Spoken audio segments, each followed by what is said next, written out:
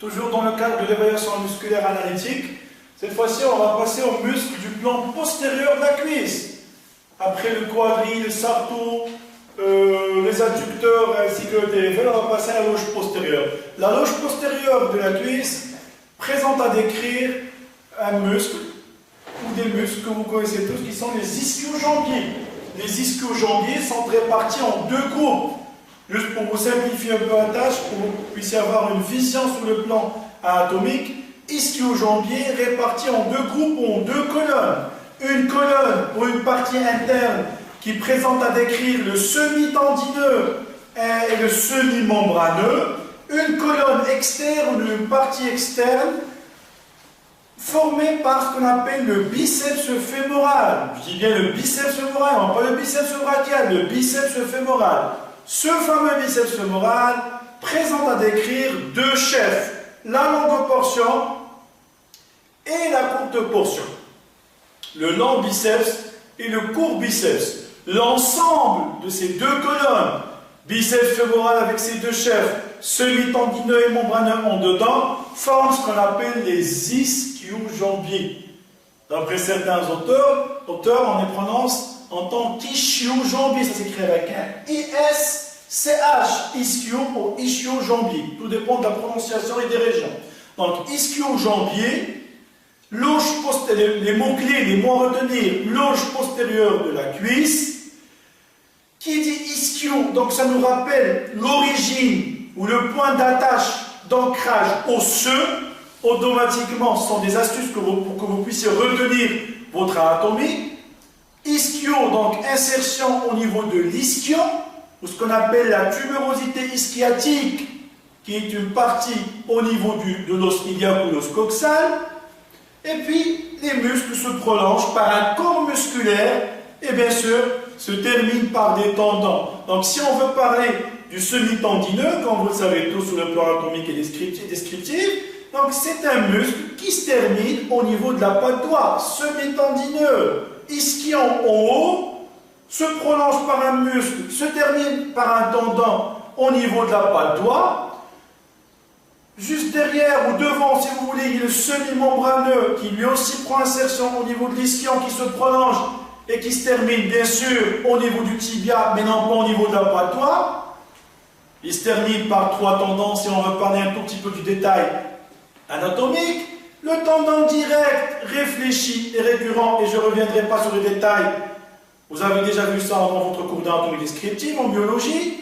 La colonne, la partie latérale avec ses deux portions du biceps fémoral, la longue et la courte, le long biceps fémoral et le court, le long, comme son nom l'indique, au niveau de l'ischion. Et bien sûr, il est lent, il se prolonge pour venir se terminer au niveau de la tête fibulaire. Et bien sûr, la courte portion, court biceps. Il n'a pas d'insertion haute, il s'insère au niveau de la face postérieure du fémur, en dehors de la trifurcation de la ligne A, juste en dessous de ce qu'on appelle la crête fessière, là où le grand fessier vient se terminer, il y a démarrage d'insertion ou l'origine du court biceps fémoral. Et bien sûr, la terminaison est commune avec le long biceps, la longue portion, au niveau de la tête de la fibula. Donc, sur les deux parties, si on veut récapituler, on a le semi-tendineux et membraneux qui se termine en deux dents, un sur la patte doigt, l'autre par trois tendons au niveau du tibia, partie latérale ou externe, biceps fémoral, deux portions qui se terminent sur la tête fibulaire. Pourquoi toute cette description, tout ce descriptif? Juste pour vous dire que les ischio-jambiers, vu qu'ils ont une insertion au niveau tibia et tête fibulaire, donc ils dépassent la partie distale, dépassent les condyles fémoraux, forcément ils auront une action de flexion du genou, une action sur la flexion du genou. Donc, vous avez tout compris, ces ischio-jambiers, on va les tester sur la flexion du genou.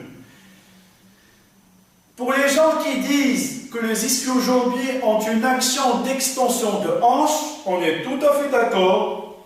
Les ischio-jambiers ont une composante d'extension de hanche si et seulement si ces derniers sont en position longue, c'est-à-dire lorsque les ischio-jambiers et le genou est tendu en extension.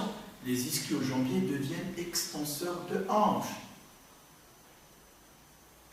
Nous, en ce moment, on va les tester sur leur action, sur leur fonction de flexion du genou. Et on va tester, la question qui se pose à chaque fois, on va tester les 4 muscles, si vous voulez, 4 chefs simultanément. En même temps, on n'a pas à isoler ou à différencier un semi-membraneux de semi-tendineux ou une langue d'une courte portion du biceps fémoral. L'ensemble des muscles, l'ensemble des chefs, sera testé en même temps. Cotation 3.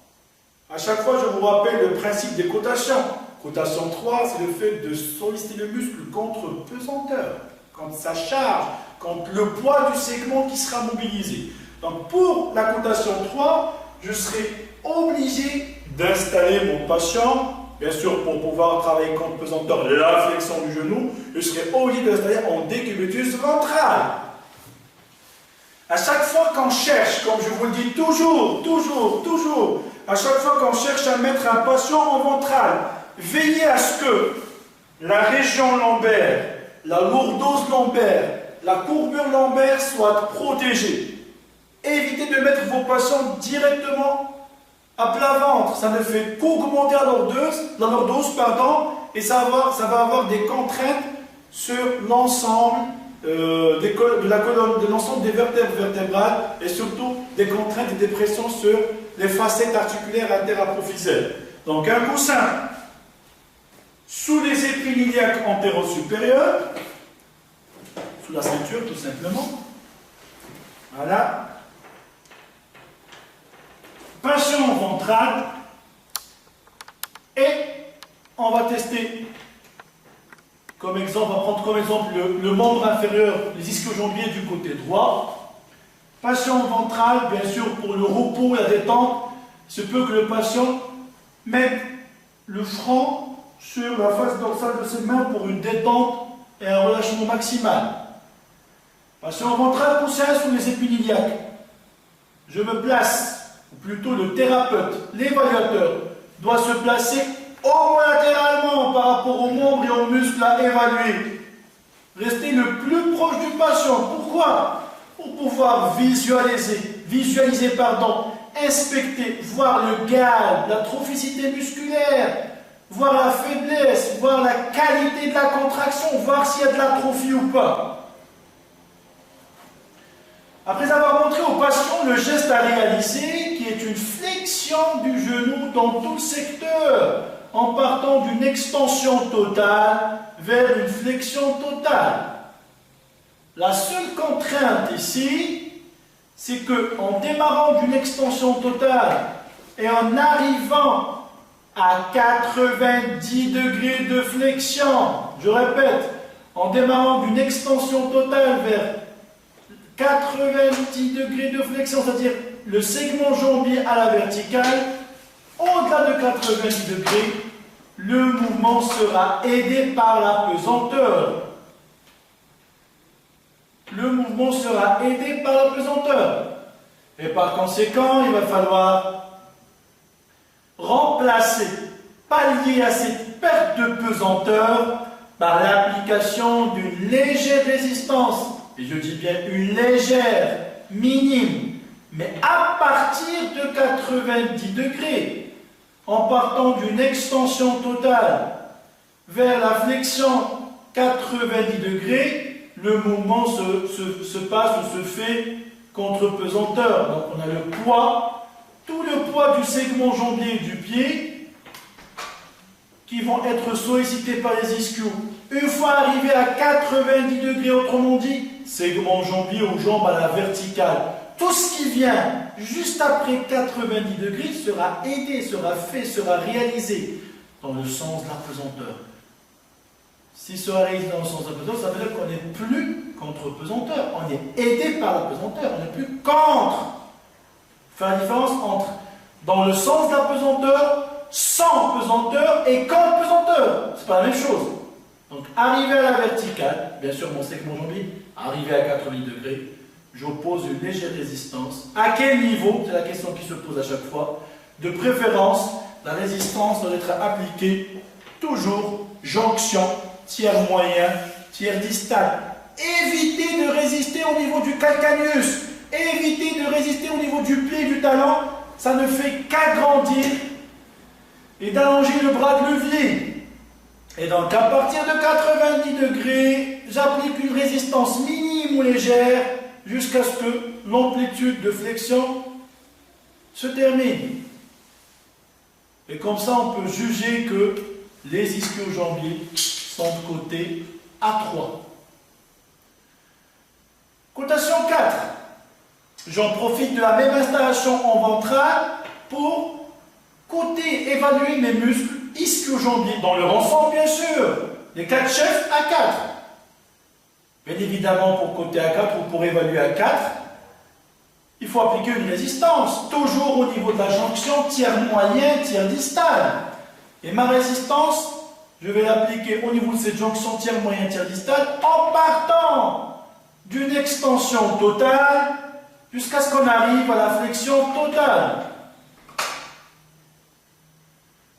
Mouvement qui sera réalisé dans toute l'amplitude, de façon comparative avec le côté opposé, confirme cette cotation à 4. Pour la 5, cotation 5 bien sûr, procède de la même façon. Il suffit d'augmenter l'intensité de la résistance, qui sera beaucoup plus importante que la cotation 4, comparativement au côté opposé, toujours au niveau de la jonction tiers moyen, tiers distal. Mouvement dans tout le secteur, contre-résistance importante, comparativement au côté opposé, on confirme que les muscles ischio-jambiers sont de côté A5. Après la 3, la 4, la 5, on passe à la cotation 2. La cotation 2, je le répète à chaque fois, la cotation 2, c'est le fait de travailler ou d'évaluer ou de tester les muscles en apesanteur, en éliminant l'effet de la pesanteur. Donc, je serai contraint d'installer mon patient en décubitus latéral, c'est-à-dire dans un plan horizontal, transversal. On n'a plus à travailler contre pesanteur, on veut éliminer cette pesanteur. Et donc, le patient sera en décubitus latéral, le thérapeute sera placé devant son patient avec une main de contreprise ou de contrôle qui sera positionnée à hauteur de la région pelvienne. Lorsque je parle de la région pelvienne, c'est le bassin, à hauteur du grand trochanter, à hauteur de la crête iliaque. Empêcher tout déséquilibre, toute déstabilisation. Il y a moyen de tester les deux membres, bien sûr par alternance.